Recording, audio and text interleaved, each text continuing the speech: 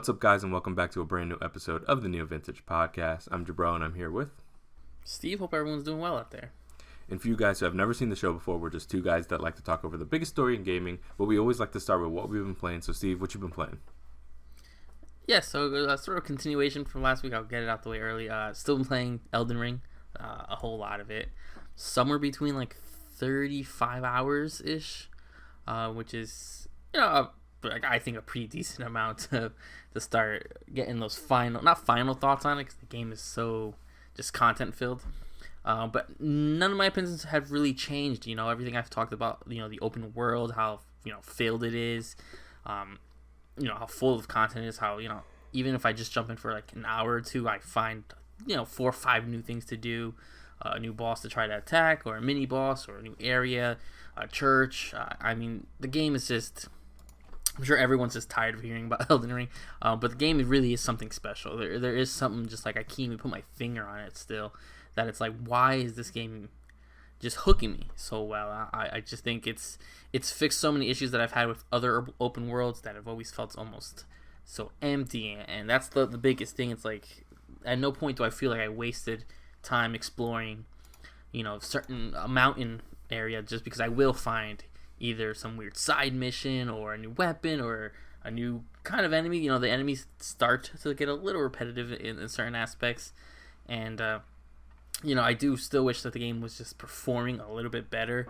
We've waited so long for this game that I just don't see what would have been the harm of delaying just a little bit more, because it's like the grass poppins are always popping, and that's everywhere. I've seen it even on like the highest PC rigs to anything.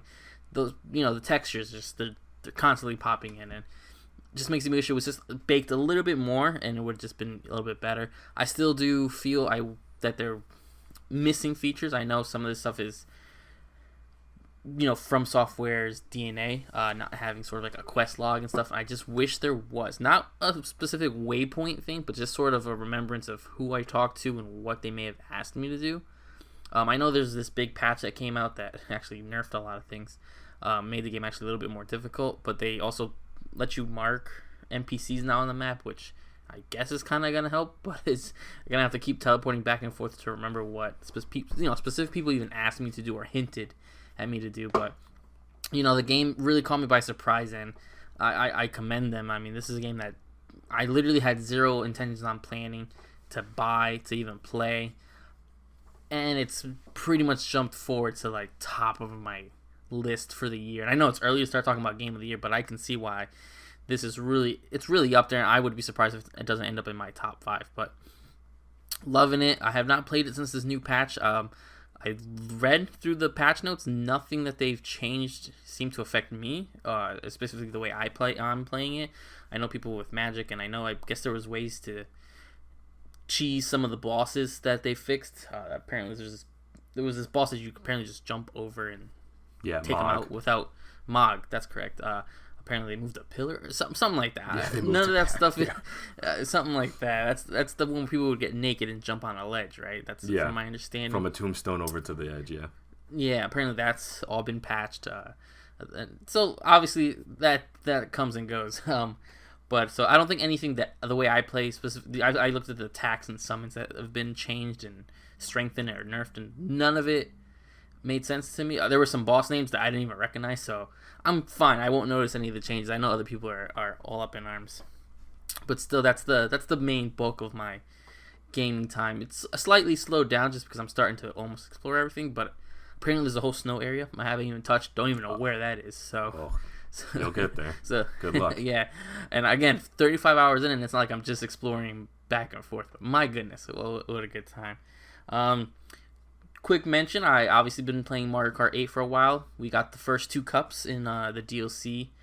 It's, more Mario Kart 8. I do like a lot of these levels, a lot of nostalgia. Slightly disappointed that none of the stages have been redone, in the sense that the big thing for Mario Kart 8 was the anti-gravity sections, and not that I noticed, but I don't think any of these stages incorporated it at all. They're almost pretty much drag and dropped, and obviously HD and to look all pretty and stuff. But to my knowledge, I don't remember in any of the 8 courses that we have any of the anti-gravity sections. So that's almost kind of disappointing, especially after this many years you couldn't rework. Some of these stages I don't even recognize. I know some of them are actually from the Mario Kart phone game, which you can tell which ones they are because they're so straightforward. And I'm like, oh, this definitely was from a mobile game. But it's cool to see some of it returning. There's that mall level that's really cool. That was really fun to see, back in HD. So spending some time there very casually on there, obviously, it's just more Mario Kart. Not much more I can say. Two other things I've been playing. Again, one I don't have much to say. They finally ported and updated Persona 4 Arena Ultimax. I got that on Switch just to have it with me. And not much more to say. We know the game. We know the arc system. Obviously, it's been a while since I played this. I forgot how much story mode there is. I shouldn't be surprised because we know how Atlas is with the Persona games. They put stories and modes. Even when things don't need it, we all remember Persona 4 Dancing had that huge long story mode. That was a little much, to be honest. But it's super cool to see these characters again. It's super cool to see this game again. I got it on Switch just because obviously I needed it on the go, and I wasn't going to get the Platinum or anything like that. But again, it's super cool to have the definitive version. I'm glad they didn't stretch this out by giving us the first one, because I believe this one brings the first game story mode as well, so it should be pretty good. And then the last thing I've been playing, Strangers of Paradise, Final Fantasy Origins. Oh, yeah, didn't even recognize that it was. I knew it was coming out. I remember the debacle about this. I remember the issues with the demo that we all had and laughed. I remember the first demo came out. Chaos in those trailers. That first demo that was broken.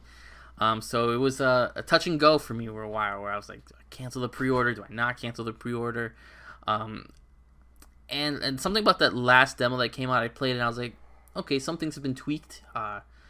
And before I got to even fully decide, I pre-ordered on Amazon. Amazon usually will ship a game on a Thursday to arrive on a Friday for me. Some reason that shipped Monday to reach its Friday destination. So at one point I was like, well, it is what it is. It's shipped. I'll keep it. And I'm surprised. I'm surprised on, in general, the package of the game. There's so much. Obviously, we know there's so much. It's. I'm all over the place with this. Gameplay wise, it's pretty solid. It does play a little old. The structures of the levels and everything do remind you of an old PS2 style game. Graphics are weird in this weird halfway point where I consider them almost early PS4 gen. A lot of blur, a lot of fuzzy distance draw distance and things like that. When you're zoomed in, some of the models look pretty cool. But there's something about it that just also feels so all over the place. I mean, you see, we've made fun of it before.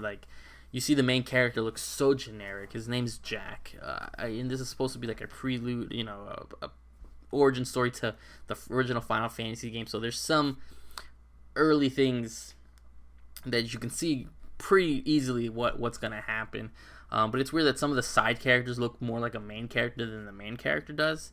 And starting the game off is really awkward because everyone's pretty much in just jeans and a plain t-shirt, they just walked out of Macy's. It's super awkward. And then, but the king, you're speaking to a king who's in this giant robe, and the knights look awesome, and the abilities and the enemies look cool. And there you are in a polo almost with some of these characters. So it's super weird. I'm all over the place with this game, where I do enjoy the game, but then it's just filled with systems that are too much. It's got this almost... you played the Neo games, obviously. Where it's so focused on picking up loot, obviously. But unfortunately, none of the loot looks that interesting in this game. And you pick it up so much that you're pretty much constantly putting on the same two shirts. Just one now is a level 5, then you jump to a level 6, and then you jump to... And it's minute differences. So it's a little annoying. So it's got to the point where I just go down and hit auto...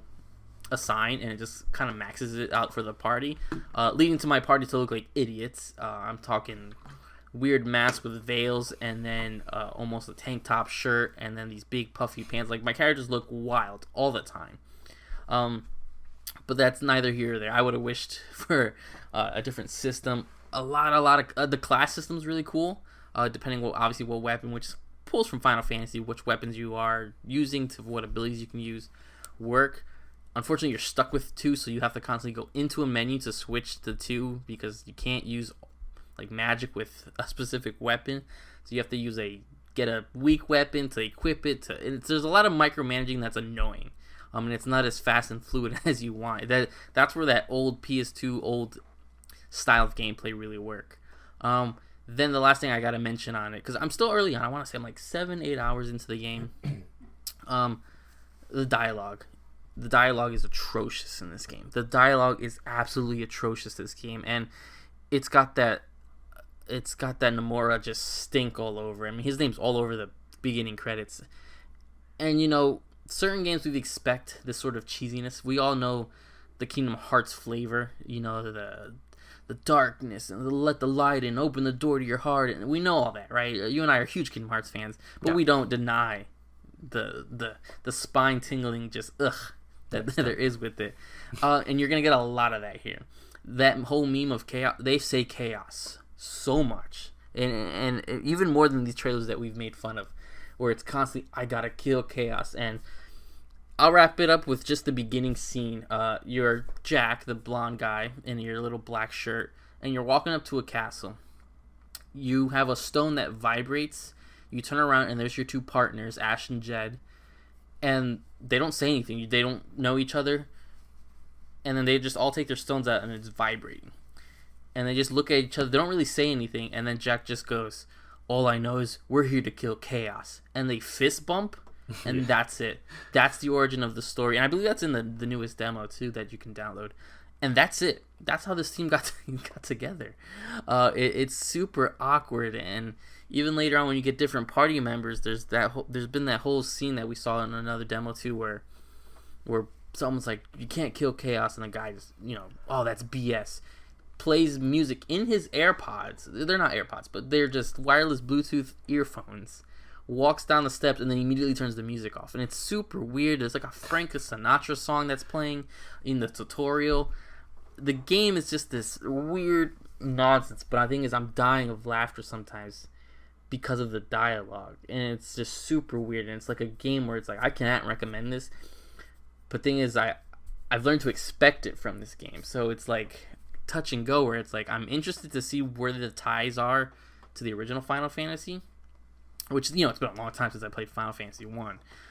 So it's cool to see some of these characters and themes that are developing, but then it's just bogged down by some nonsense and the glitchiness, and like I've fallen through the floor a few times, and I've been walking against a fence and then my guy will go through the fence and then fall and I die, and it's all over the place. And I just don't even understand. Like, there's something, I don't know if the campy cheesiness is what's getting me through it. Like, I'm expecting it to be like this god-awful dialogue is what keeps me going, because I can't believe every sentence I hear. I mean, there's a 4-minute conversation, it was probably like a 2-minute conversation where your character has a cut on his face, and then one of the other characters goes, do you want some medicine for that? And Jack goes, no, some spit will take care of it. He licks his finger, rubs it on his chin, nothing happens, and then that's it. That's it. That's the conversation that happens. And I can't believe that some of this stuff has made it in, where it's like people in the recording studio just were fine with that. That's what we just wasted 2 minutes on. It's a whole mess of things. So that's where all my time's been divided right now. Obviously, Mario Kart I won't be playing too. I'll be playing Mario Kart as the new courses come out. Persona, Arena is kind of just the sort of random game I play. So right now, still doing the Elden Ring and Final Fantasy combo for a while. We'll see which one I give in first, or hopefully beat Final Fantasy and never have to touch it again. So that's all I've been playing. Jabril, what have you been up to? Sure. So I guess I could kick off with Horizon. Still playing that. I'm maybe between 20 and 25 hours in, so like a decent amount. And overall, yeah, I like it a lot. I didn't have any major critiques last time. I don't have any significant critiques this time, other than the fact that I'm probably a little bit bored with it, to be honest with you. It definitely kind of gives you a formula of what they're trying to do here. You get a gameplay loop. There's some degree of variation between the different things you can do in the game, and then from that point onwards, it just kind of goes through that cycle over and over and over again. So eventually, you know, I'm getting definitely a little bit more on the burnt out side. I'm definitely, to a certain extent, I'm less engaged and more engaged somehow at the same time with the story this time, where it's like, in the first one, I felt way more engaged with exploring the world and doing side quests and stuff like that, because I was so fascinated by the dynamic between this kind of like hyper futuristic and then back to a tribal lifestyle. That kind of way, that disparity between those two things were very interesting. And so this time, maybe because that's normalized a little bit more, I just can't get into any of the side plots. I can barely get into the main plot line. However, there's been some revelations in some of the newer story mission parts that have actually been really, really interesting. So to some degree, I would say like I'm really bored with it and kind of off it. But at the same time, there's something going on that I really want to see the ending to. So I'm probably going to definitely stick it out. You hit a point where basically the game opens up a lot more, and it gives you 3 major tasks to take part in. And I would imagine at the end of that 3rd task, you enter like the end game. And this is not really spoiler territory. This is just kind of the natural trajectory of the game. And I just finished the first of those 3 tasks, so that's kind of where I'm at in it. Not to mention, it doesn't really open up, like open up, until maybe 10 to 15 hours in. It was very late, but and it's funny because it doesn't hit the title sequence until maybe an hour into the game, so that it has like a really long regular intro. And then on top of that, everything before that point, I really do feel like is kind of like an extended prelude up until about 10 to 15 hours in, where there's a major story thing where it's like, okay, so now you set out on your journey, and then you go from that point onwards. So having it structured like that was actually really interesting and somewhat exciting, actually, because when you're like 10 to 15 hours into the game, you're like, okay, I get it. And then it's like basically like, actually, no, you don't. Here's actually what you're going to be doing for the rest of the game. That is kind of exciting, but at the same time, with so much competition, specifically Elden Ring being out right now, yes, I'm having trouble getting myself to play it. And I feel bad because you could basically see all the air sucked out of the marketing budget of Horizon the moment Elden Ring came out, and I was definitely trying to be that middle zone where it's like, okay, I can definitely play both, and it's like it's definitely not being both, because I got this game first, as you remember last episode. I was playing this for maybe a week and a half before I got Elden Ring, and I already have double the time in Elden Ring that I have in Horizon. So that tells you kind of everything where I'm at. But overall, yeah, I still think it's a very good game. I just think it's a little bit on the boring side, personally. That's just kind of my personal opinion. I know some other people are like super engaged and super really into it, but I think it's definitely the most bored I've been from a major Sony release in a while. It doesn't reflect necessarily on the quality of game so much as like I think they made a big world with lots to do in it, but not much of that I think is that fun, to be honest, after a while. But yeah, overall, Horizon I think is a good game. And then next one, and I have to give you a shout out for this one. You were able to come in clutch with the PS4 code for, and because I really didn't want to buy this game, but I really did want to play this game, yeah. And so it's Gran Turismo 7. Overall, and just before I give my thoughts on that, I just want to give a caveat to everybody. I am not like a racing fan expert or anything like that. I'm fairly casual. Play a lot of Forza. I play a lot of the old Gran Turismo games. I have 1 and 2 on PS1, so I play those every once in a while. But I think I'm like a casual racing game fan. Like I play a lot of them, but I don't play a lot of them in depth necessarily. And what I will say is that I hate this game. Like pretty much top to bottom. I don't have a ton that I like about it. I think when you're racing, I think the experience is pretty solid. It's pretty much everything around that I hate. I hate the overworld. I hate that there was a 9-minute unskippable cutscene that was really boring at the beginning. I hate that it was down for 30 hours. 30 hours and it just got back up because there's no offline mode. I hate that it's littered with microtransactions. I hate that it has no personality whatsoever. Like overall, I don't like this game, and so I'm really glad that I didn't pay for it. So thank you for that, Steve. Really appreciate that. You saved me $70 there. Yeah. But yeah, I hate this game pretty much.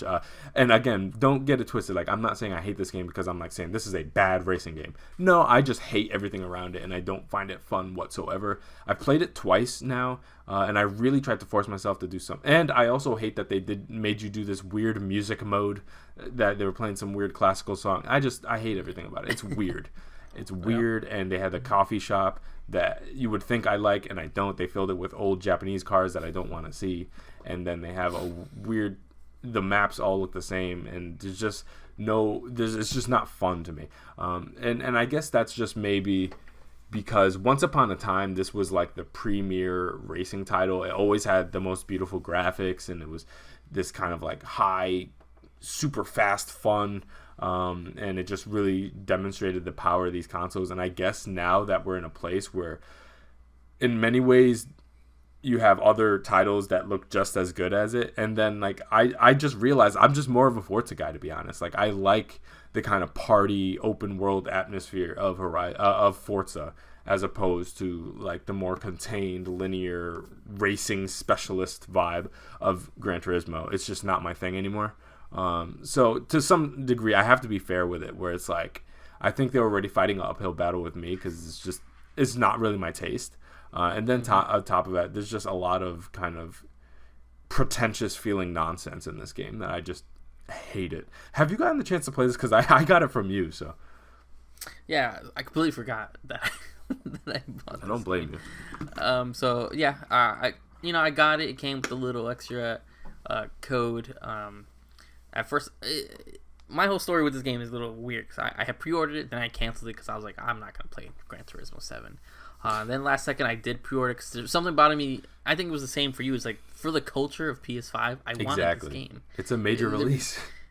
So I pre-ordered it through GameStop. I ordered it through GameStop at some point, and there was this whole big debacle where they canceled my order, then they brought it back, and they shipped it to me. Then they shipped me a second copy of the game. Oh. So I have 2 physical copies, and my first thought was to mail you a copy. Joke's on me, I forget you have a all-digital PlayStation. So I found someone else to sell it to. So I've recuperated some of my money, luckily. Installed it, wasn't going to use the PS4 code. We thought we could beat the system. I thought you could upgrade it. You couldn't upgrade it. Not on PlayStation. They always think of a way. Yeah, didn't matter because obviously once I started the game, I was, you have to do that music tutorial. I tried to get out of it. It's terrible. But yeah, also there's that huge movie where it shows like the origins of a car and these people driving these old cars. I'm like, can I skip this? And it's like 9 minutes, man. It's forever, and I'm like, oh my goodness. You do that music tutorial. Game looks gorgeous. I don't know what it. You must be, obviously you're playing the PS4 Pro version. It still looks good too. So I could only imagine how the I'm PS5 sure. version Yeah, I'm sure it's not like drastically different. It looks good. It looks like a good car game. But everything else, you're just slammed with the tutorials. This is like 8 p.m. on one night. I'm just trying to let me jump in, get a couple of races, and you're being slammed with all this stuff that you can do. Go to the cafe. I'm like, oh, what's at the cafe? Oh, books so you can collect cars, books. Basically. Boring. It's a checklist. I'm like, so you guys made a checklist into a hub for some reason. And, and I'm playing the game, and it's cool with the DualSense, some of the stuff, but I didn't really notice too much of it, honestly. It's like I was playing any Gran Turismo. And that's when I was pretty much in the same boat where I'm like, I know I wanted this for the culture of PS5 and to support, these big IPs, but I'm like, this is not for me. It's the same reason I won't get Forza Motorsport. Yeah, those games aren't for me. This solidified the only difference for Forza Motorsport is we don't have to buy it. It'll be on Game Pass. Exactly. But that's when I really realized I'm like, the only way I can see myself enjoying these games if I were, and I'm not going to do it, get the whole setup, get the wheel and get the gear shift and become super simulated, where it makes me feel like I'm driving. But something about driving these cars on a controller just doesn't make sense to me. And then I had to, and I know it's hard to compare them, but I went back and played Horizon 5, and I was just like, this is so much better. Not that it's better, but it's a completely different flavor, and that's what I want. And I'm like, this is what it is, where I can literally just jump in, jump into a car and either do races or just fly through and smash things. But that's super simulated on a track, and it's like, oh, now you're in this part of the world. The track looks the same. It's black and white asphalt. Oh, now you're in this part of the world. Here's black and white asphalt. And I'm like, okay.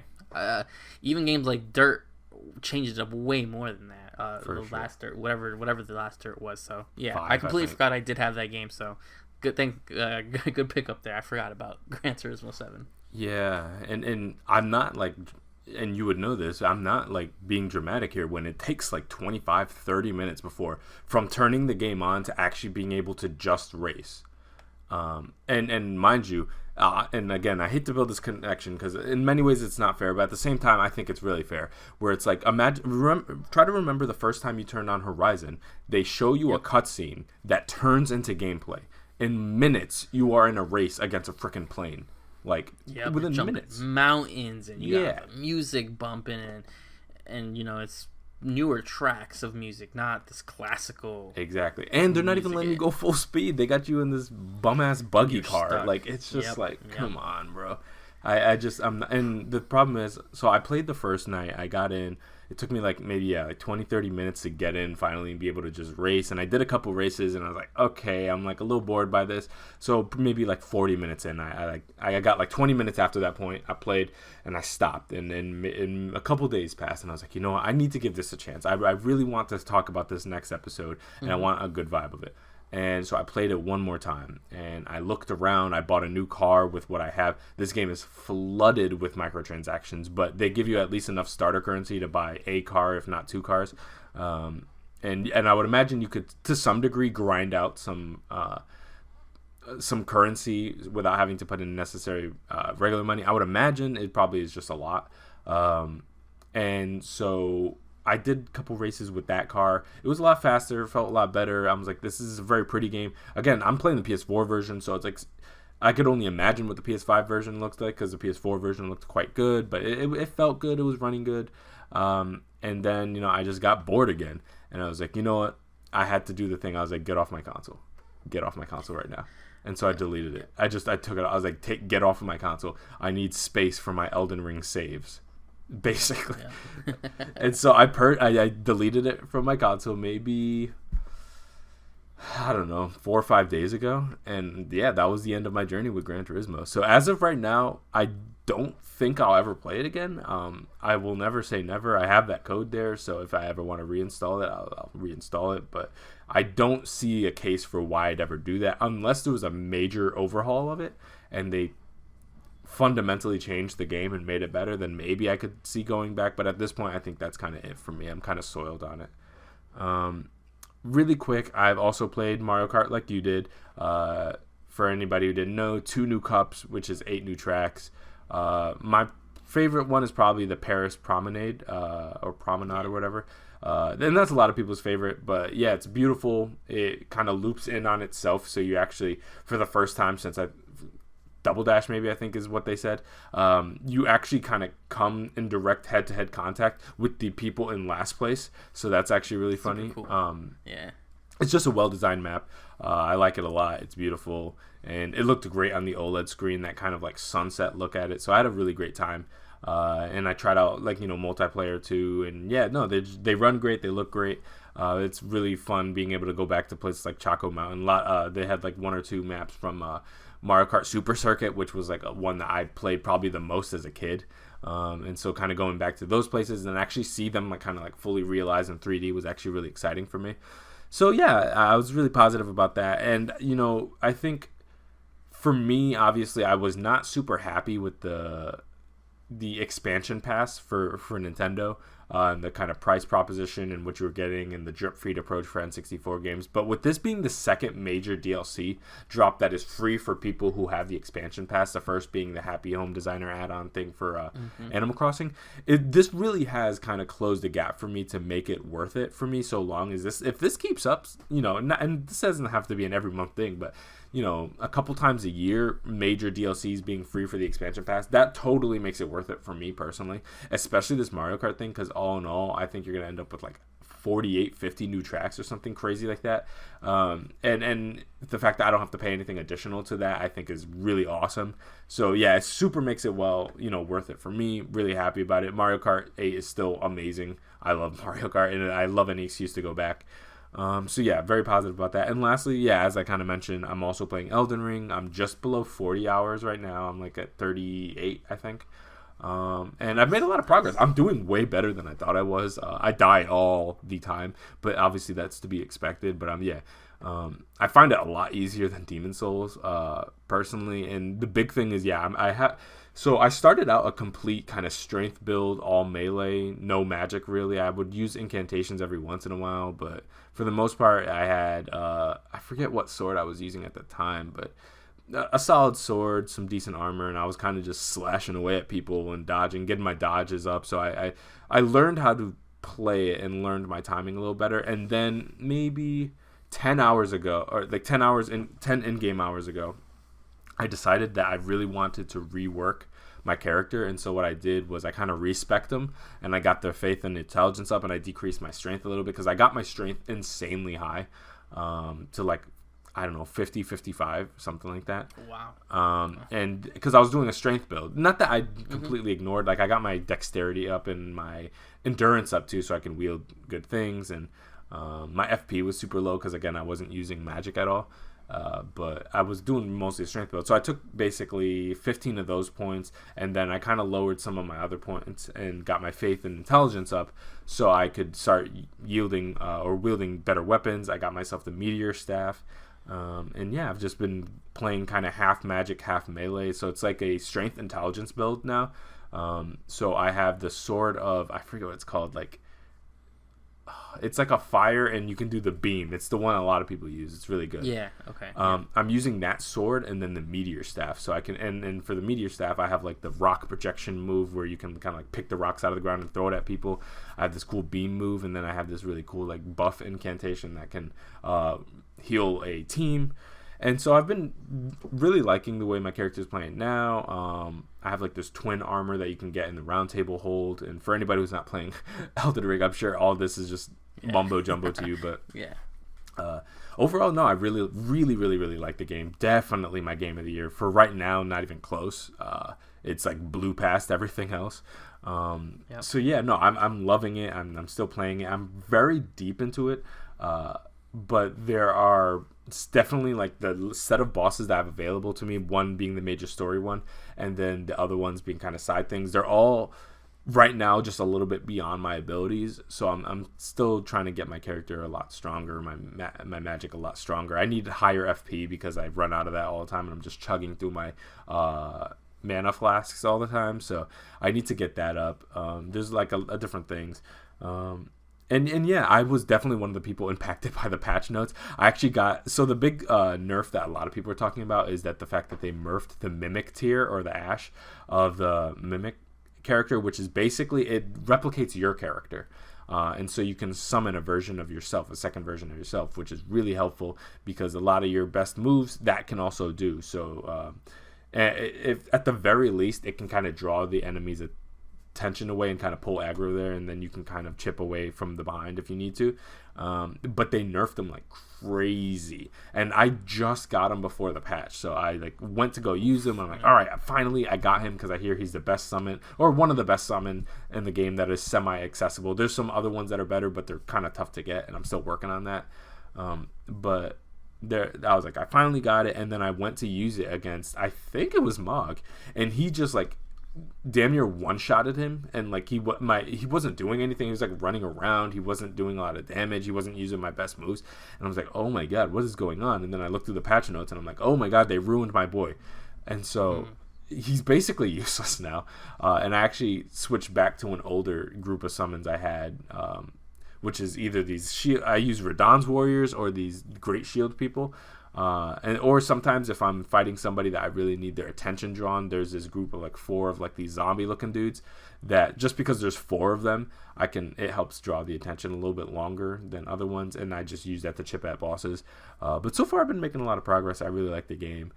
It was annoying that they nerfed a lot of these things. I know probably the biggest impact that patch notes did was to people who play PvP a lot. They changed a lot of the weapons, so they're less effective basically, because apparently some people were just running through people in PvP. So they tried to balance that a little bit more, which is fine, I guess, because again, that's a multiplayer thing. It just sucks that they took away my mimic tier efficacy, because that was really supposed to be something that would like help me really well, specifically against Mog. They took away the cheese where you can jump around, and I certainly have taken advantage of certain exploits in the game. I make no qualms about that. Like, for example, I don't know if you know, but there's a section where you can farm these giant birds and get crazy runes. So I've definitely been doing that. So you trick them off the ledge? Yeah, 100%. You shoot them and you cheese them, and I've done that for hundreds of thousands of runes, no doubt. Because they're 11,000 of every time he falls, and if you have the golden scarab, you can get it up to I think like 13 to 15,000 or something like that. So yeah, it's like you can get 1 million over like in less than an hour. So you can get crazy amounts of runes that way. So I've used that to kind of even the odds, because again, I'm not good at these games, so I needed something to like balance the scales a little bit. But again, no matter really how strong you get, the game is still hard as hell if you don't get that timing right. And learn to like how to use magic or melee or rolls and all that stuff. You need to still understand how the game works. And also there's a really funny way that you can kill a boss by going behind him and just poisoning him to death.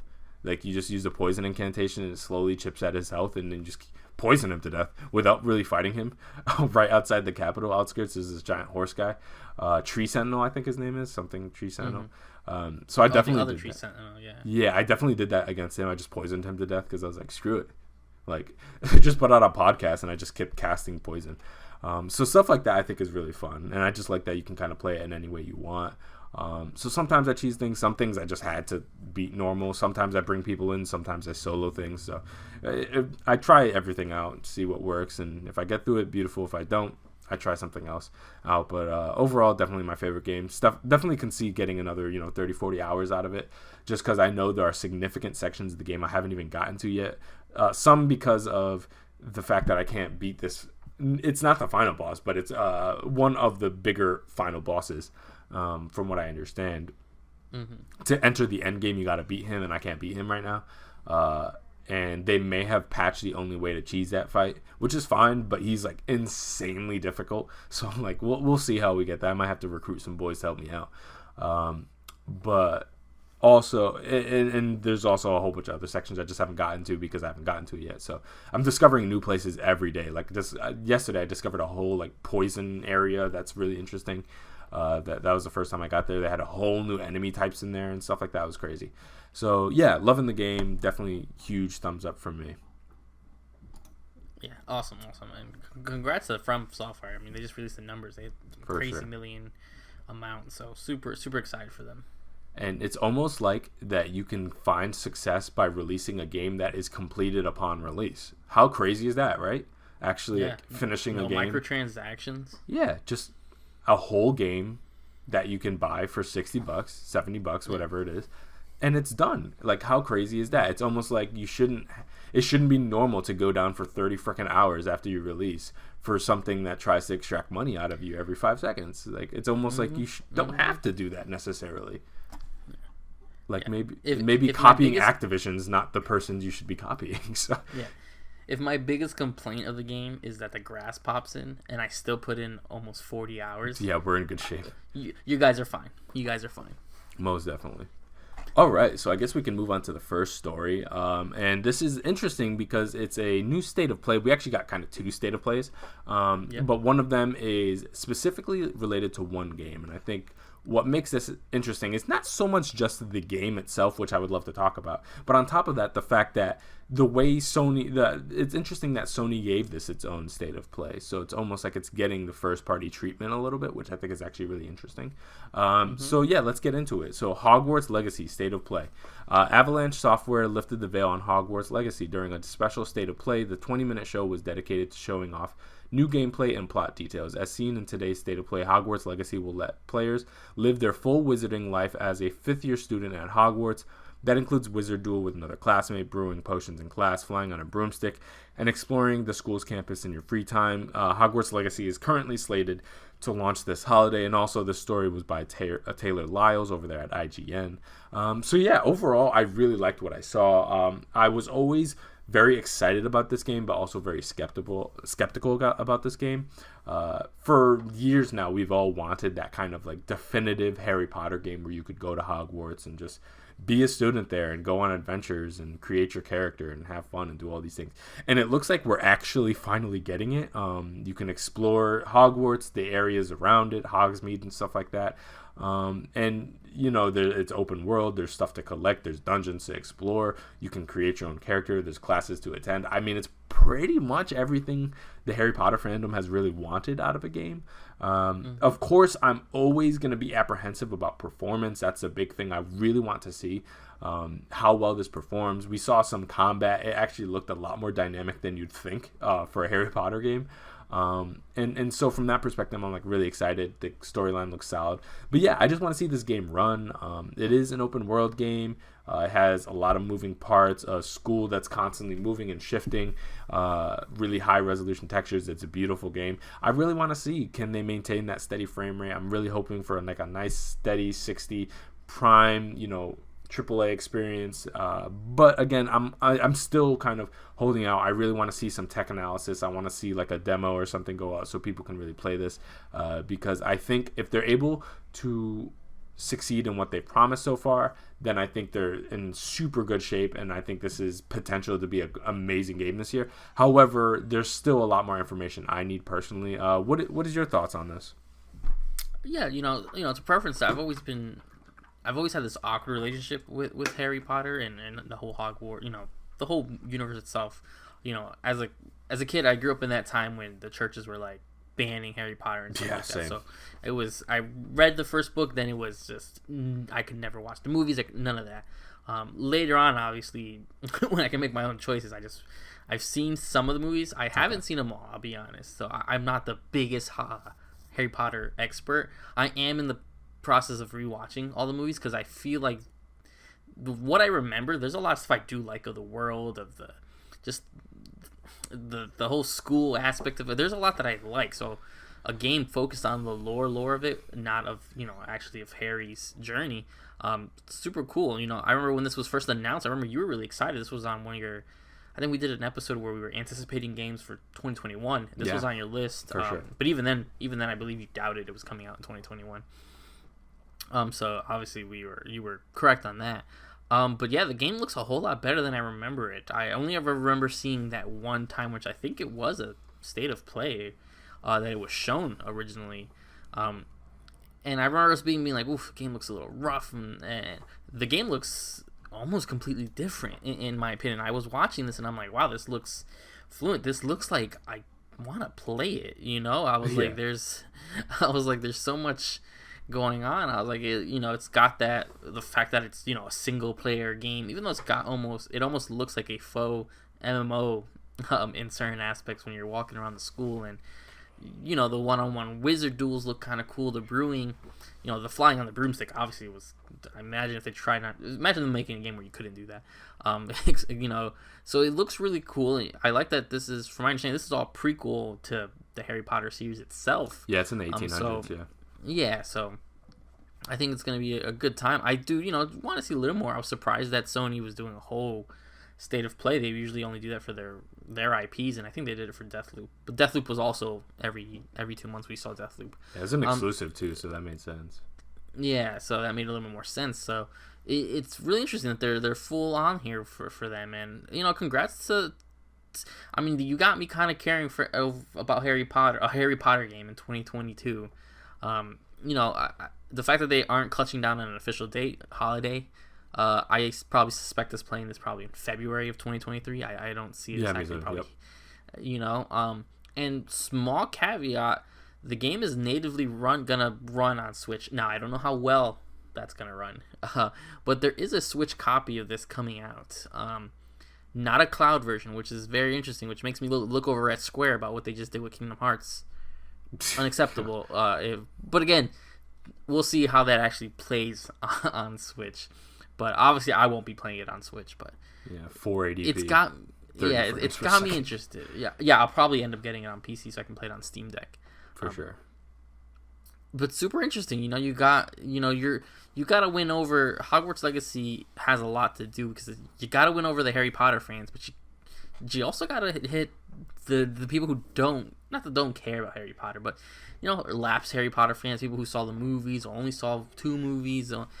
So I think this is hitting the right amount. There's probably going to be Easter eggs galore on characters. I mean, there's probably characters in that trailer that people knew, and I don't know, there's just people, but I'm sure there's a lot of people who saw that and were spotting all these points. Like if you and I saw a Marvel trailer, we know our stuff. So it's exciting to see that come back to life, especially after being away from the limelight. This is probably the biggest Harry Potter thing we've seen since whatever that Broadway show was.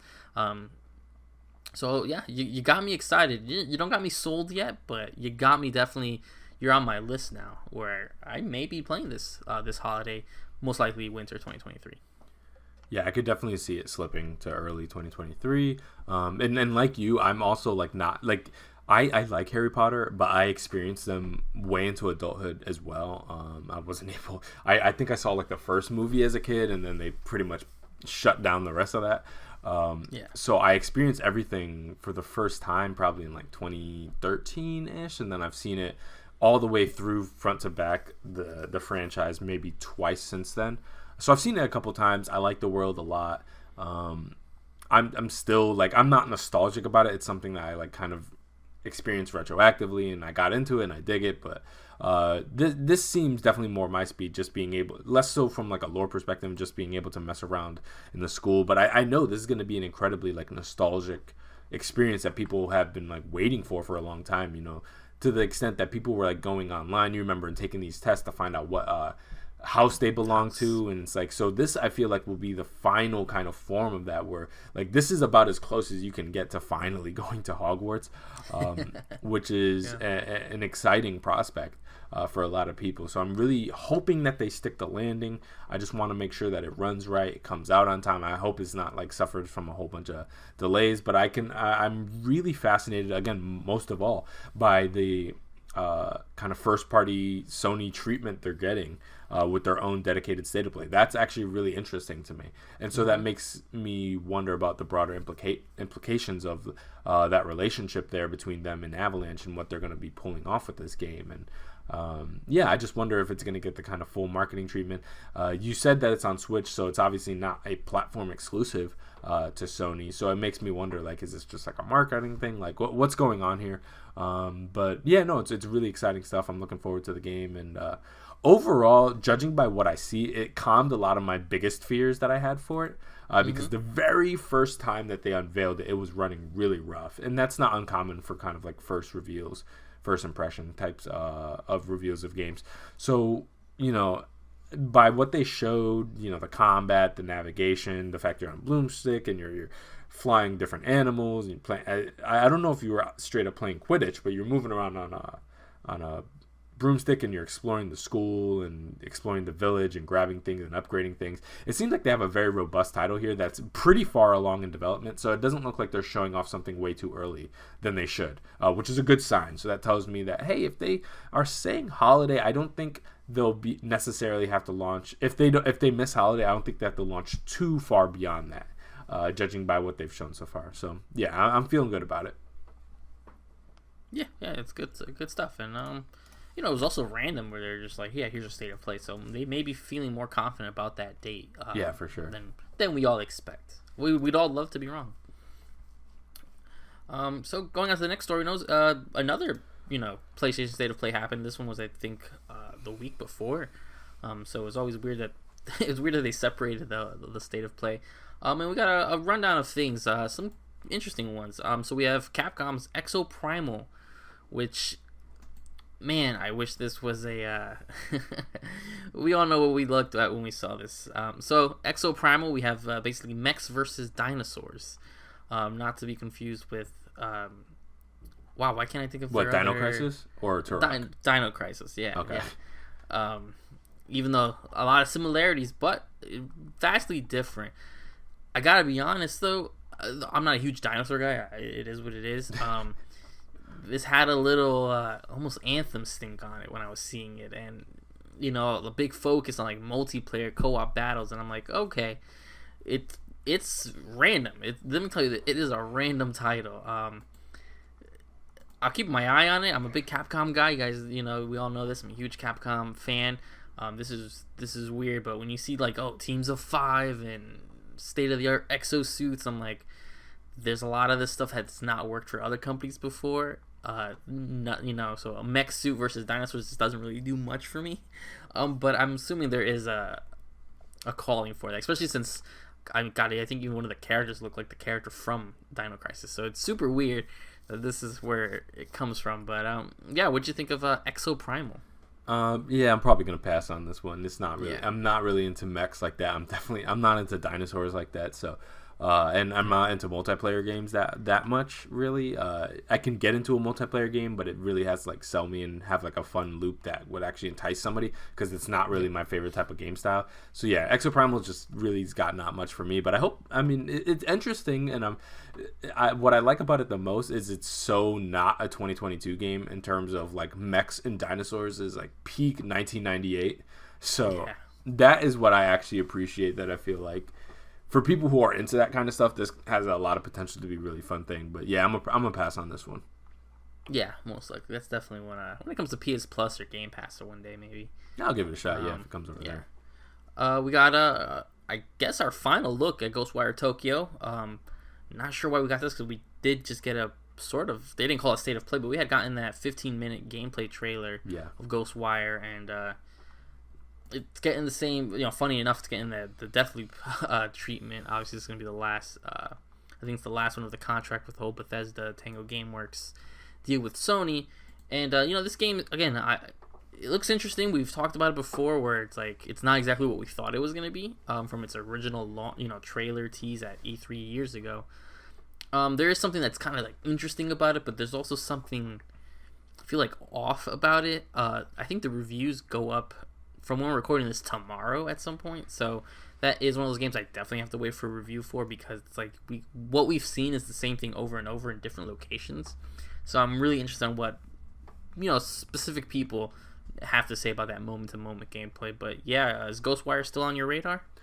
Yeah, overall, I kind of was sold on it a while ago. It's not like a guaranteed buy, but it's one of those things that's like, so long as the reviews are solid in terms of performance, that's a big thing. It's like, so long as the gameplay loop is what they show it to be, and the performance is solid, I was already kind of sold on it. So I was like, I don't really want to see this game anymore. Like, it's right around the corner. I'm cool on it.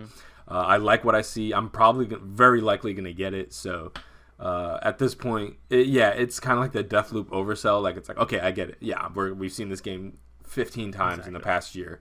And those, I feel like, to be honest, at this point, those who are going to get it are going to get it, and those who are not are not. And there's, if anything, word of mouth is going to move this faster than any additional trailers have, because we've gotten like 10 trailers at this point. So yeah, overall, I really do like what they're doing in this game, but I'm gonna get it. It's fine, guys. Yeah. Yep. Next we saw Forspoken. This coming right off, they did the announcement, I want to say a few days before this, that the game was officially delayed. They needed it to polish up, and I agree from what we had seen. It was weird to delay and then hit us with a new trailer for the game. So close, but a lot of the things I've had issues with, the gameplay moment to moment, it looks kind of fun. It looks very Infamous, almost, like fantasy Infamous style is how I've always kept explaining what I see from it. The one thing that gets me still is the writing, which is really weird, because you have Amy Hennig and the guy who wrote Rogue One, Gary Whitta. I think of the like co-writers and stories. So it's like I'm surprised that is what gets it, because surprisingly enough, this trailer almost had no talking. So most of it looked really good. And then when they did talk, it was just so awkward. And I still remember that other one where she was like, the way she moved things with her mind, the way she even spoke about it was weird. I'm glad this game did get pushed just because there is so much coming out right now between February and March. That's just, I think this game was going to be May, that I don't know if that would have been right for it, following up some really great games. You didn't want your game to come out almost, busted or have a major issue. I didn't need this game right now, so I was more than happy to have the delay. I hope we don't see this until it's ready to be shown, like that launch trailer they always do. It's okay for Forspoken to go away. So how what's the temperature check for you on Forspoken? Yeah, the first time I saw it, I thought it looked cool, but it was weird. Overall, I was like, okay, so you got this character, this kind of like isekai thing, so she's out of this world and she's been transported to this fantasy world. It was a very empty world, so I was like, okay, is it like an abandoned, like what are you doing in this game actually? Because you didn't really see too much fighting. She's kind of just running over expanses, and every time they've shown it, I've liked what I've seen a lot, more and more. And then with this last one, seeing the gameplay, just actively her fighting and seeing the kind of choreography and the way she was moving around, I was actually really digging what I saw. So I feel like this kind of sold it for me. I still want a little bit more information about like what that kind of moment-to-moment thing, as you were talking about, like what does it look like to actually sign into that game and play it? Like, what are you doing? Is it like story? Is it exploration? Is it like what are you really trying to do here? But overall, I like what I see. I think there are some bold decisions that they're making here. It does not look like a lot of games that you see coming out. And so in many ways I feel kind of like inclined, like I need to keep my eye on this, because I feel like there's something here that is giving me a way different vibe than a lot of what's kind of out on the docket right now. So yeah, it's something. It's got a weird place, but I'm sure we'll see more of it whether we want to or not before for its sure. launch. Then next thing that they talked about, Returnal. I was super surprised to see this. Returnal's getting its first sort of expansion / DLC, but it's almost like a free update. So Returnal Ascension, which is adding a new endless mode for those who want to torture themselves more, an endless sort of tower mode. But even the bigger news is they're getting a co-op mode. So it's really interesting to see a free co-op mode coming to Returnal. I may finally go back and try to beat this if I can find someone who's way better than me to carry me through. Yeah. I don't know how exactly that co-op mode is going to work. They didn't get too far into the details. So I'll wait for that update to come out and people really break down what the co-op mode is. But it'd be interesting to go back, because I've not gone back after I tried. And remember, I tried this game close to something like 15 something hours, and I just could not. I just hit the wall where I just could not make any progress. No matter how I played, no matter what weapons I used, I could not just get past it. It's one of those games that you have to get good. Unlike what you can do in like Elden Ring and go grind, do something else and get physically better.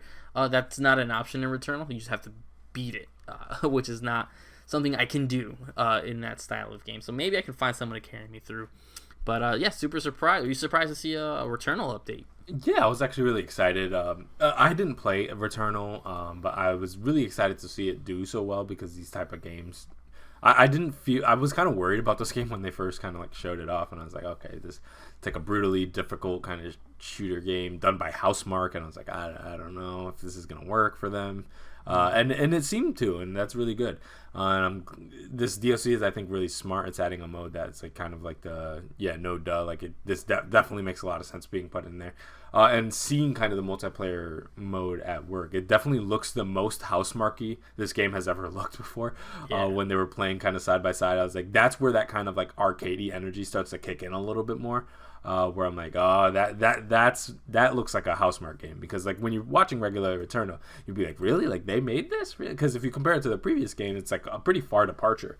And seeing kind of like that multiplayer kind of aspect of it going, it's like that definitely felt like a return to the roots a little bit more, with that kind of chaotic arcadey energy. So overall, I'm happy for it. I'm not gonna play it probably because I'd never played the base game either, and I'm not about to pay $70 for something that I'm gonna get my face stomped in 5 hours in and not be able to progress past that point. So I'm cool. Mm-hmm. You're all set on it. So next, for those weebs out there, me included, JoJo's Bizarre Adventure All-Star Battle R, which is a sort of sequel / redo of a PS3 game that they did, but it's including more of the JoJo family, I guess. I see a lot of the female characters, which I think is the newest iteration of the JoJos. I'm not a huge JoJo knowledge guy. I actually just started the anime. It's a little rough to get into, but it's cool to see that there. Sony's always come through with the anime games. I think they're the ones who ended up showing the Demon Slayer game early. They usually show the Dragon Ball games coming. They're always tied in with them, so wasn't surprised to see this there. I'm surprised that it's taken this long for a new one to come. But yeah, Bandai always with the anime games, and usually pretty close. It comes out on everything, but they're always pretty shown there. Yeah, what'd you think, JoJo? Yeah, I didn't play much. I've played the first one before, not a lot of it. I do like JoJo. I'm just not far in it. I'm only in the tail end, like the very tail end of part 2. So I'm about to jump into part 3. But I have a ton to watch. And then the characters, I think like the manga's up to like part 8 or something like that. And anime just started Stone Ocean, which is 6 or something like that. So yeah, there's a lot for us to catch up on. So I'm probably not going to get this game just because I'm not going to know 75-80% of the characters in it anyways, at least not yet, but perhaps this will be something for me to jump into once I have a little bit more familiarity with JoJo.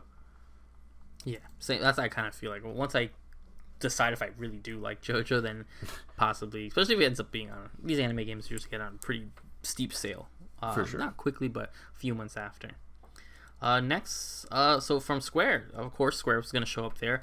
I thought we were going to see some Final Fantasy 16, but we saw 2 new announcements. The Dio Field Chronicle, a new strategy RPG from Square Enix, planned to release this year. This is a real-time tactical battle.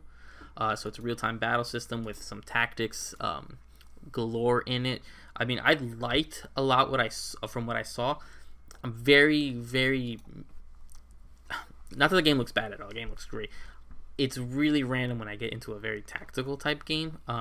This looks like something I would love to get into, but I just know these games end up being such times. That's why I haven't started Triangle Strategy, just because it's like it takes a lot. It takes a lot. I do like a lot of the lore though. The way it's like sort of medieval but modern day at the same time. It's something that Square really does well with Final Fantasy games, where it blends really well in this game and then stands out like a sore thumb in Strangers of Paradise. So it's really interesting. But what did you think of this? Yeah, it looked cool. I'm not into strategy games really, or anything kind of like tactical like that. That I can kind of name on one hand the amount of titles and kind of my gaming history that I've actually been into with this type of gameplay. It's just not really my thing. So yeah, I'm probably gonna skip this one. But overall, I really did actually kind of like the art style and character design. It looked very squarish, and I liked what they were showing. But probably not really enough to motivate me to jump in. It's. I mean, again, it looks solid. I'm glad for the community that it's there. But who knows? I'm usually way down. Like I'm usually like years after is when I usually get into them. But this is probably gonna be one that blends in with the rest. So the last thing we saw was Valkyrie Elysium coming out. Also saying coming out in 2022. Also from Square Enix. During PlayStation's latest State of Play, we revealed Valkyrie Elysium, a fresh entry in the acclaimed Valkyrie series. Valkyrie series depicts the end of humanity and their encounters with the gods through a unique world inspired by Norse mythology. I've always kept my eye on these games, on the Valkyrie games. I've never really played one to my knowledge. I'm sure I have at some point tried it out, but it is really interesting. This one, though, I think there is like some weird graphical filter on the way the game looks. But it looks pretty interesting, the combat looks pretty solid, the traversing looks pretty interesting. It doesn't look like it's doing anything super new, and that's not to take away from it. If you're doing something that's tested its time and it looks solid is not a bad thing. But I don't know, the way it's like half cell shaded and then half not, it's just really awkward for me. But it's something I gotta wait on. Obviously, I gotta see how connected to the whole universe is it. Am I gonna feel like I just stick out? But in some sections it looks really crisp, and it looks good, but it's also got almost like a generic touch to it, which some people really didn't want to hear it. But it's like, to be honest, it looked a lot of reused feel to it. So what do you think of the Valkyrie Elysium? Yeah, no, it looked pretty cool to me. The only thing is, and so I had to look it up after I looked, because I was like, well, I remember a Valkyrie PS1 game, something like that I had played in this collection a long time ago, of like when I was like catching up on old ROMs and stuff like that on my PSP. And I think it was in it, and I confirmed that it was. I actually still had the file and everything. So I had played the first title on PS1. Apparently there was a PS2 version, and then there's been kind of like offshoots on DS and phone games. I haven't played much of those. I haven't played any of those, and I don't really know much about the franchise. So the thing is, like, this game looks cool, but I don't know if I can even jump into this one and know what the hell's going on. I don't know. So if it's kind of like its own standalone, kind of like a soft reboot thing, I might give it a shot and jump it in. But if it in any way is like dependent on the old ones, it's been so long since I've even played that first one that I have no clue what it's about anymore, and then all the characters and stuff like that. So I need to see what, like, is this a good entry point or not. Yeah, that's the big one that gets me. It's just like, you gotta assume they're gonna do it, but you gotta assume they're gonna tie it in somehow. I remember looking up after this, I was like, oh, this looks familiar. And then, yeah, the amount of Valkyrie games that came out and re-releases and all this weird stuff came up. I'm like, I don't know if I can jump into this universe right now. But it was interesting to see. It was interesting to see the Square Enix double hit there to end off the State of Play. Yeah, for sure. Like, the Square Sony thing is very interesting, and it's kind of like, and they've had their moments in the past, obviously, where I feel like, and funnily enough, I haven't seen this kind of like Square Sony combo or Sony, or like a Square PlayStation combo, and like, it really is giving me that PS1 first jump from Nintendo era, when they were like, they hit us with the 789 thing, and all those amazing RPGs on the PS1. And so, not that they haven't had moments working together since then, but they're definitely like in a golden era of this relationship between them two. Where, like, with 16 being an exclusive and all these different games coming to PlayStation and getting that kind of like state of play first party treatment, they're obviously definitely on the same page and working with each other. It's very interesting to see that. So they're kind of doubling down on the kind of Japanese market that these games really market to, and it just makes me fascinated to see what, like, the rest of the industry kind of, like, how they react to that, because obviously, like, Microsoft has its problems even breaking into Japan, and they've had their attempts to do that. And if you wanted to break into Japan, the one company to have on your side would be Square, and Sony seemingly has that on lock. So that's just it's interesting things that kind of go through my head when I see this, where it's like, Sony's obviously like best buds with Square, and obviously that leads to all that freaking acquisition talk, which I don't see any evidence of even being likely right now. I didn't even see conversations about Square even entertaining a buyout. But if anyone was going to, it would probably be Sony. And so I just think that's really, really interesting. Yeah, it would make the most sense, but yeah, hopefully not. Yeah, hopefully not. I like things open, preferably, even though I'm like, you and I are like platform agnostic and kind of play everywhere. I prefer everything everywhere to allow everybody to be able to play things wherever they want, and then not have one company own freaking everybody. So preferably. Absolutely. All right, so we can go to the last story, and it's actually a really interesting one that I haven't seen a lot of people talking about, but there seems to be some issues at the initiative. And this is an interesting story. I haven't paid a ton of attention to the initiative because they've been something that's been announced, but then like not much has really amounted to it at all. And so I was like, well, I'll pay more attention to it when they actually have something to show. But here comes this story, detailing a little bit of a turmoil that seems like that'd be going on over there. So this is from Andy Robinson over there at Video Games Chronicle. So as much as half of the core development team known to be working on the upcoming Perfect Dark reboot quit the company during last year, or around 36 people, and now analysts of the employee LinkedIn profiles has revealed.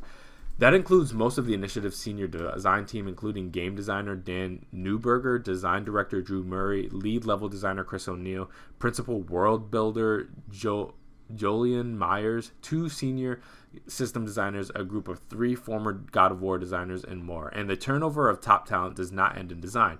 Perfect Dark's 2 most senior writers recently quit, and analysis shows, along with the project's technical director, tech art director, lead gameplay designer, lead animator, QA lead, and more. It's like surprising anyone is freaking left at this point.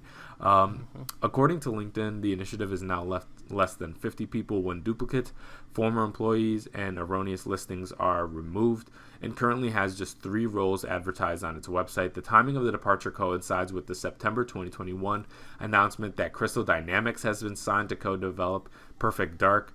And this, combined with the few job roles currently advertised at the initiative, suggests that Crystal Dynamics is likely taking on a much stronger lead than first thought on the project, which is not a good sign in my opinion, but no offense to them.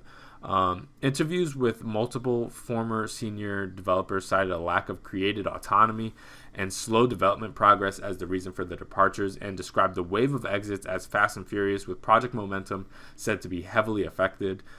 It seems that development has progressed painfully slowly and a solid company culture never formed. All former employees VGC spoke to said they were surprised at how lenient Microsoft has been over the lack of progress. So it doesn't seem that even Microsoft is pushing really hard for this to speed up, which if I was, I'd be on their ass every day. But yeah, it seems like there's some real significant issues at the initiative, and this is concerning because this is a relatively, on the kind of general game industry perspective, a much newer team. And so for them to have this level of turnover and attrition at this point without a single project under their belt is really, really concerning. What are your thoughts about this? Yeah, I mean, this is issues galore. I mean, we've kind of, at least I've been saying it for a while, whether it be on here or just in personal time. I said that there's something wrong over there. You know, this is the team that was created from the ground up by Microsoft. You know, not to get into the whole quadruple A thing. Yeah. But even besides that, you were getting some big names: Dan Newberg, Drew Murray. I mean, Drew Murray, who's got games like everything he did at Insomniac. Not to say that when he left, he left Insomniac to go to Initiative, and basically when he left Initiative, he went back to Insomniac under a smaller role. So he basically took a demotion to go back to Insomniac, which is something that kind of goes unnoticed here.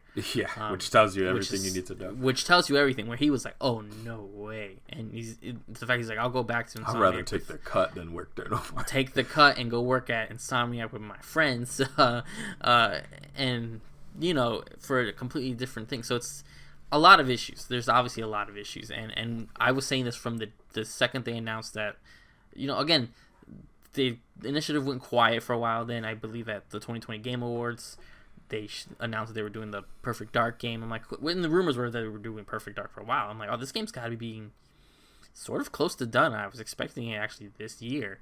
That puts it almost like at 4 or 5 year development. But then, like we said, in September 2021, when I saw Crystal Dynamics, and of all people, Crystal Dynamics, fresh off of a award-winning Avengers game. Award-winning. Yeah. Stinker of the year. It won a Stinker Award from us, so it won an award, all right. And I was like, oof, that's a rough team to go to right now. They dropped the ball in this big, massive online experience they were trying to do, and now we're going to get them to try to co-develop a game that you, at this point, should have been almost 3 years in on. I was like, oof, that's it's not, like people were saying, it's like, oh, it's not that rare for them to co-develop games. Sony people do it. Go look at like Death Stranding, the credit. You got like every Sony company on that. But that was from the ground. It wasn't 3 years in that a big outside company gets brought in. So as soon as we start seeing all these development, I don't know what's going on over there. It does make you worry. It's not the first time we hear that the super hands-off approach of Microsoft comes up. I think in some ways it works. Microsoft has pretty much left Bethesda alone, though it's still early in that relationship. Obviously, the whole Activision thing hasn't gone through. But you don't hear about this sort of turmoil elsewhere. You don't hear about that with the Coalition that was put together to make Gears of War games. The Coalition has... they just come out to officially stop supporting Gears 5 in the esports range. They've stopped with the game, the main game a while ago. So whatever they're working on next is coming. So it just makes you wish, like, what's going on here? Is it the people in charge? Is it that they're just some reason they think they can get away with this? Is the initiative going to be like Media Molecule that just gets this weird pass, has this weird turmoil, has this long drawn out development to end up being, Dream I'm sure has its fan base, but Dreams is nothing. So like, you don't want Perfect Dark to come back and just be this big flop, because at the end of the year or in the early next year, or of whatever year that game comes out, people aren't gonna allow it. It's just, you can't do this. You just, to lose so much of your team, to be basically in a soft reboot of a game that you guys have been working on for 3 years, with a team that was created for this, with this budget, makes you just really, because it's not just one group or the other. Like you said, it is everyone from directors to art directors to engineers to animators to the QA team. It's just everyone's leaving. So there's obviously an issue over there.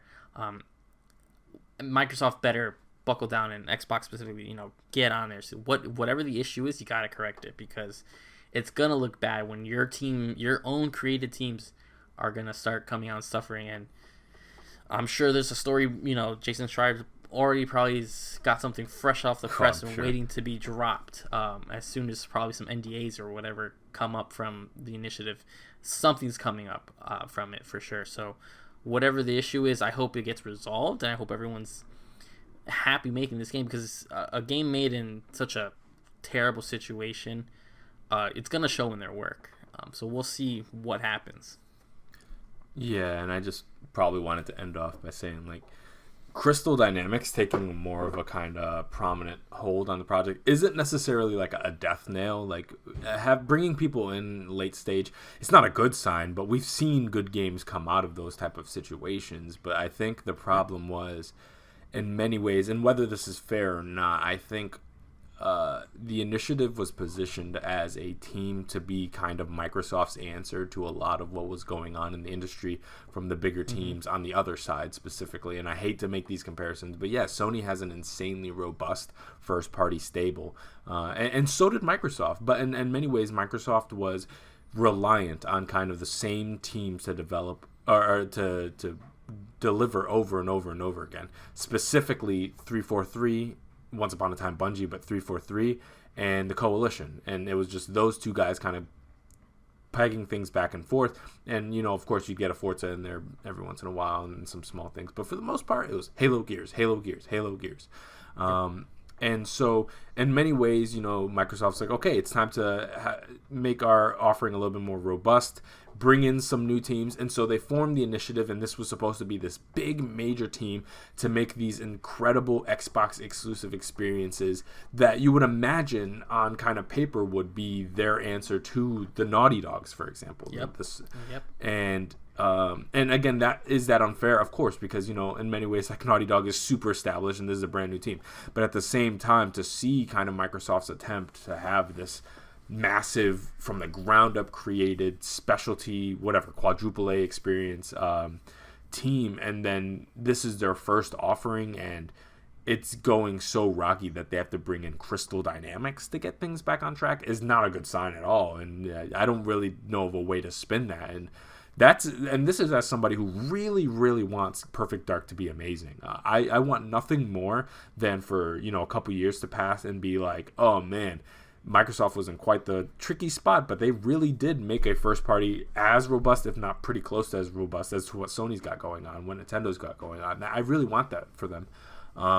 But it just seems like there's something deeply wrong here, and they need some degree of restructuring, and they need some oversight to keep things on track. And I feel like this kind of laissez-faire, hands-off approach that Microsoft has, that is, I think, in some ways what makes them such an amazing company to have above you, because they're not really all down your throats and being like, as opposed to like the Activisions of the world that's like, no, put more ways to monetize, do this, do that, annualize the franchise.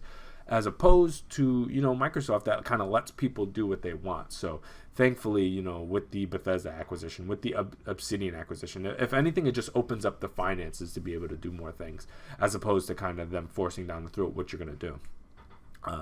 But it feels like in many ways that kind of hands-off approach might be backfiring here, because if any team kind of seems like they need that kind of firm hand to be like, okay, here's your deadline, meet it. These are the people that are going to be working on it, and you're going to stay.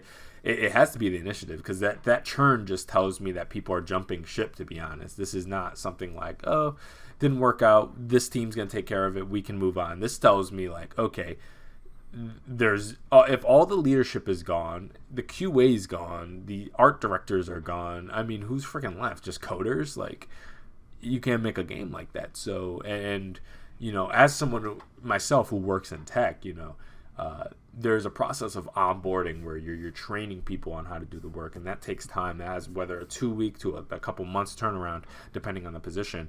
And if you're constantly in a state of training, you can't really build any momentum that way, because you're essentially in a never-ending cycle of new employees catching up, getting up to speed to try to start providing some degree of work to the product or anything like that. So that's another thing to consider, is like, even if you could be like, okay, well, at least they filled all the positions, well, that's not an immediate fix to things as well, because people need to get primed and trained to be in those positions. It's not like they walk in day one and it's like, all right, let's start working on Perfect Dark. Like, of course not. You're going to learn the tools, you're going to learn the team, you're going to learn who you're working with, what your goals are, what the timelines are, what the budget for that is, what the scope of the game is. There's so much you need to learn in that time. And so that's what I'm concerned, where it's like, for every step forward they're taking 2 steps back. And so it's important to make a note that, like, yeah, like, whenever they have a lot of catching up to do, and I just wonder what their internal timelines are for this, because if this is what we're seeing right now, like, when is Perfect Dark coming? You know what I mean? Is this like 2024, 2025 type game, like, talking? Because if it is, then I guess we can dead this conversation and regroup at a future date. But I'm also curious as to what their vision is for Perfect Dark now that the team is in pretty much disarray. Is there even a timeline that they could even commit to at this point? Like, do they even have people actively working on this game in a way that actually contributes to this game actually being able to hit that timeline? I'm just curious about that. That's not information that you or I are going to be privy to for pretty much probably ever, but I'm hoping that Schreier article comes out, because I know it's coming, and I'm actually like super, super fascinated about the kind of inner workings of a new Microsoft team. No, yeah, that makes a lot of sense. And my concern is that anytime Microsoft has a game sort of in a development hell, it usually does not come out good. If you go back and look at Crackdown 3, that was in development forever, that came out. So I remember, I think I was working at GameStop when that game came out. The amount of people who came in upset on how terrible that game was. Yeah, Terry Crews Simulator. Terry Crews, same with Sea of Thieves, which I know now it's gotten Much kind of better, resurgence.